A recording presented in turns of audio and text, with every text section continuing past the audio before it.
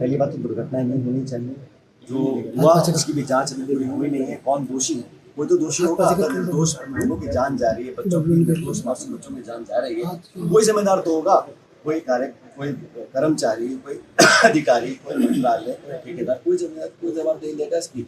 वो हो नहीं रहा है। और जो स्थापित नियम है उससे परे हटकर अगर हम काम करते हैं तो उसमें नहीं मानते। मुझे लगता है कि उनकी सहायता तुरंत होनी चाहिए, प्रभावी होनी चाहिए और नुकसान के आधार पर लोगों को नामांकन करें ताकि लोग कुछ भरपाई हो सके। जो चला गया है दुर्भाग्यवश वापस नहीं आएगा, लेकिन सरकार को थोड़ी संवेदनशीलता दिखानी चाहिए। पहले पूर्ववर्ती सरकार के समय में जो मामला था सरकार गिराने का, उसको लेकर आज हाईकोर्ट ने क्लोजर रिपोर्ट दे दी अपनी। और किस तरह क्या देख रहे हैं क्लोजर रिपोर्ट को?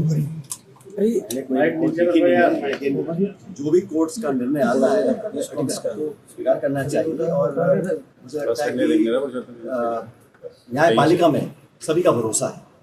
न्यायपालिका में कभी देरी हो जाती है, लेकिन अंत में मुझे लगता है कि इस देश की जो न्यायपालिका है बड़ी सदृढ़ है, मजबूत है। और जब कोर्ट का निर्णय आ गया तो फिर अब कुछ बचा नहीं कहने को। लगता है पूरा मामला फेक था कहीं ना कहीं, जिस तरह का प्लॉट किया गया पूरा मामला पहले वाली सरकार ने। आप कह रहे हो और कोर्ट कह रहा है, तो हम उससे अब क्या कहना चाह रहे हैं? आज नरेश विधानसभा में जो विधानसभा में एक्स्ट्रा कैमरे लगाए गए हैं उसको लेकर जो कांग्रेस की महिला विधायक है, मामले जो उठाया गया दुर्भाग्यपूर्ण है। और ये जो कैमरों के माध्यम से अगर कोई जासूसी करने की कोशिश कर रहा है तो वो नियम, मर्यादा, परंपराओं के सख्त विरोधी। ऐसा होना नहीं चाहिए। और खासकर विपक्ष जो लोग हैं, हम लोग सदन के अंदर क्या रणनीति बना रहे हैं, क्या हमारे एक्शंस रहेंगे, हम लोग अल्टीमेटली जनता की आवाज़ उठाने के लिए वहाँ गए हैं। तो ये जो निगरानी करने का जो एक मामला सामने आया है बड़ा दुर्भाग्यपूर्ण है। इसकी बहुत उच्च लेवल पर जांच होनी चाहिए और अगर कोई दोषी है उस पर उचित कार्रवाई। डोटासरा कहते हैं कि महिलाओं को देखने के लिए लगाए गए हैं कैमरे। डोटासरा जी ने कहा, मैंने कहा कि जासूसी का जो प्रकरण सामने आया है बड़ा गंभीर है।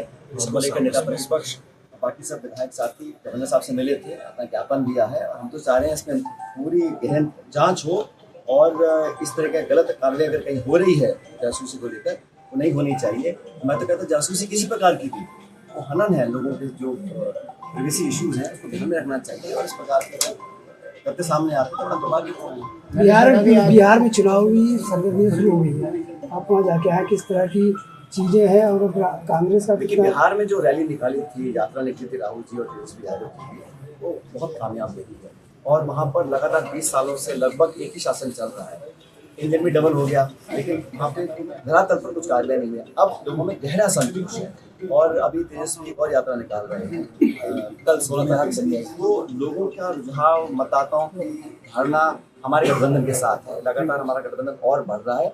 सीट शेयरिंग को लेकर हम चर्चा कर रहे हैं। जब भी घोषणा होगी चुनाव की, ये जो वोट काटे गए हैं इसका भी हम लोगों ने पूरा मजबूती से इसको उठाया है। न्यायपालिका में उठाया है, इलेक्शन कमीशन में उठाया है। और हम किसी को मनमानी नहीं कर रहे। हम चाहते हैं चुनाव फेयर एंड ट्रांसपेरेंट तरीके से हो। हार जीत होती रहती है, लेकिन लोगों का वोट लेने का अधिकार आप छीन लें, नाम काट दें। जो लोग जिंदा हैं उनका मरा दिखा दें, एक मकान में 200-250 वोट दिखा दें। तो कहाँ से हो रहा है, कौन इसकी जांच कर रहा है, किसी को पता ही नहीं है। और राहुल जी ने बड़ा एक ऐसा मुद्दा उठाया है जिसमें लोगों को सोचने को मजबूर कर दिया है कि हमारे लोकतंत्र में अगर वोट ही चोरी हो रहा है तो बचेगा क्या? बीते दिनों प्रधानमंत्री मोदी जी मणिपुर जाके आए, आप ही के नेताओं ने कहा कि 2 साल बाद याद आए मणिपुर। बिल्कुल सही है। मणिपुर में जो नरसंहार हुआ, जो हत्याएं हुई, बलात्कार हुआ, वो अमानवीय था। उसको एक नैतिकता बनती है देश के मुखिया को वहाँ जाके मोर्चे को संभालें, शांति की अपील करें। अब वहाँ 3 घंटे के लिए आप गए और भाषण देके वहाँ से आ गए, लेकिन जो समय बीत गया तो लोगों के घावों पर मरहम लगाने का काम देश के मुखिया का होता है, उन्होंने नहीं किया। बहुत पहले वहाँ जाना चाहिए था। और जब दबाव पड़ा चार तरफों से, तब जाके वहाँ लगभग 2 साल बाद उन्होंने इम्फाल मणिपुर की तरफ अपना रुख किया है। और मुझे लगता है कि बहुत पहले इस यात्रा को विपक्ष लगातार पंचायत राज और नगर निकाय चुनाव को लेकर बात कर रहा है, लेकिन अभी फिर मंत्री जी का बयान आया कि इस साल नहीं कर रहा है। ये संविधान में लिखा हुआ है कि 6 महीने के अंदर अंदर को चुनाव कराने हैं।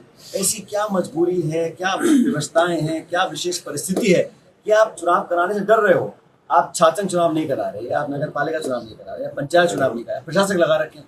अब अधिकारियों का काम थोड़ा है, जो इलेक्टेड रिप्रेजेंटेटिव है उसका आप उसके अधिकारों को आप छीन रहे हैं, वंचित रख रहे हैं। हार का डर है या कमजोरी बाहर आने का डर है या अंदरूनी कलह इतनी है संगठन और सरकार है, मुझे मालूम नहीं।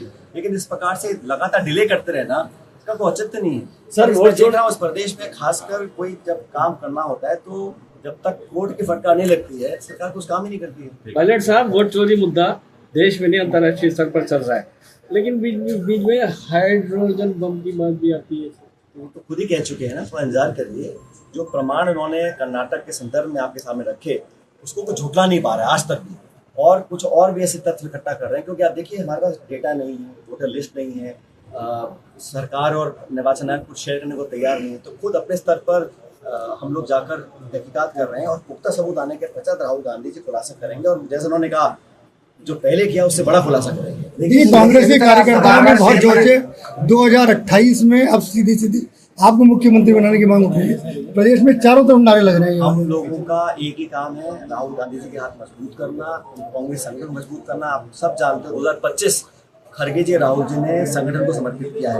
हमारा मंडल, हमारे बूथ, हमारी कमेटियां, हमारे प्रकोष्ठ, हमारे फंडल ऑर्गेनाइजेशन, हमारे जो सृजन हमारा आयोजन चल रहा है अलग अलग जो जिला तक मजबूत है। तो संगठन मजबूत होगा।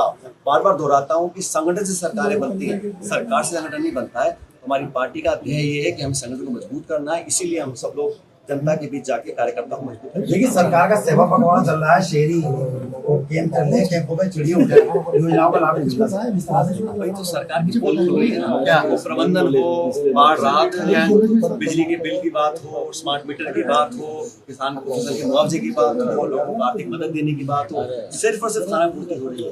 विभाग, डिपार्टमेंट, मंत्री, सरकार जनता के अरमानों पर पानी फेर रहे हैं, खासकर तब जब संकट का समय मुसीबत है, बड़ी विपरीत परिस्थितियां हैं, तब भी सरकार सामने आकर अपनी जिम्मेदारी नहीं निभा रही है। और बजाय इसके कि राहुल जी ने जो तथ्य उजागर किए थे, जो उन्होंने खुलासा किया था वोट चोरी का, उसकी जांच बिठाने की बजाय उल्टा राहुल जी से मांगा एफिडेविट।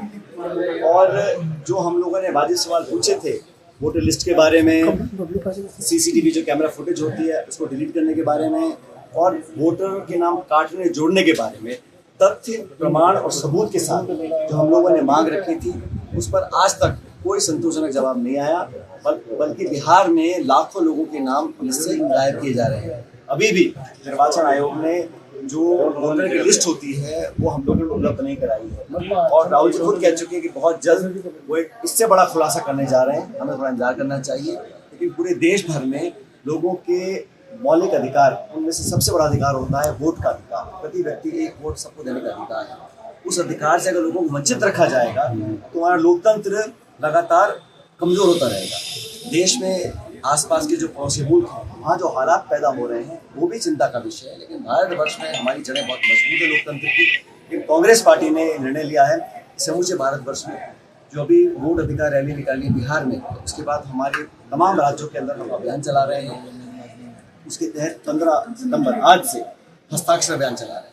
हम लोगों के हस्ताक्षर ले रहे हैं और आम जनता का हस्ताक्षर निर्वाचन आयोग तक पहुंचाएंगे, और करोड़ों की संख्या में वो हस्ताक्षर जब पहुंचेंगे इलेक्शन कमीशन के पास, उन पर दबाव पड़ेगा। और उम्मीद करते हैं कि उनकी अंतरात्मा जागेगी, और जो हम मांग कर रहे हैं, हमारी मांग बड़ी स्पष्ट है। हम आरोप ही नहीं लगा रहे। अगर गड़बड़ी पाई गई है, चोरी पकड़ी गई है, तो उसका सुधार करने के लिए निर्वाचन आयोग क्या कर रहा है, और इस बजाय इसके कि बीजेपी के प्रवक्ता जवाब दें, बेहतर ये होगा कि निर्वाचन आयोग खुद एक जांच स्थापित करे और तथ्यों की जानकारी ले। हम लोगों ने हस्ताक्षर अभियान पूरे देश में चलाया है। आज हम लोग राजस्थान में, टोंक में खुद यहाँ पर इसको चालू करूँगा, लोगों के बीच जाएंगे हम लोग। और इससे पहले हम लोगों ने पदयात्राएं करी हैं, प्रोग्राम किए हैं। कल छत्तीसगढ़ का मैं प्रभारी हूँ, वहाँ पर मैं अभियान चालू कर रहे हैं। तो लगातार जनता का दबाव बनाने के लिए कांग्रेस के तमाम नेता, कार्यकर्ता अलग अलग स्तर पर अपना काम कर रहे हैं, ताकि जनता को जागरूक रख सकें। जिन लोगों के वोट कटेंगे, जिनकी वोट चोरी होगी, वो सबसे गरीब, सबसे पिछड़े, सबसे दलित, आदिवासी वर्ग के लोग होंगे। इसलिए हमारा एक नैतिक जिम्मेदारी बनती है कि लोगों के वोट को बचा कर रखें। मैं उम्मीद करता हूँ कि हम लोग जिस ईमानदारी से काम करना चाहते हैं, निर्वाचन आयोग भी निष्पक्ष होकर पारदर्शी तरीके से चुनाव को एक्टिविटीज को मॉनिटर करेगा, और जो प्रणाली है हमारी इलेक्शंस की, उसमें जनता का भरोसा बना रहे। उसके लिए बहुत जरूरी है कि प्रत्येक नागरिक का जो एक एक वोट है वो कीमती है, वो पढ़ सके। मुझे खेद है इस बात का कि आज तक भी कोई संतोषजनक जवाब इलेक्शन कमीशन ने दिया नहीं है। जो मुख्य निर्वाचन आयोग के अध्यक्ष हैं, सीसी जो हैं, उन्होंने प्रेस कॉन्फ्रेंस करी।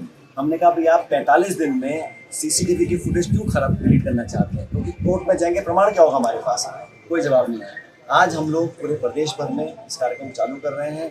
इसके अलावा भी हमारा जन जागरण का अभियान, पब्लिक आउटरीच प्रोग्राम, साक्षरता अभियान और अलग अलग मूवमेंट्स कर लोगों को इससे जोड़ रहे हैं। और मैं आपको विश्वास के साथ कह सकता हूँ पूरे देश में आज ये लोग समझ गए हैं कि कहीं ना कहीं गड़बड़ी है। उसको सुधारने के लिए तुरंत प्रभाव से निर्वाचन आयोग को काम करना चाहिए। वो दबाव बनाने के लिए पूरे देश में कांग्रेस का प्रत्येक कार्यकर्ता पूरी ईडी जोड़ी का जोर लगा रहा है।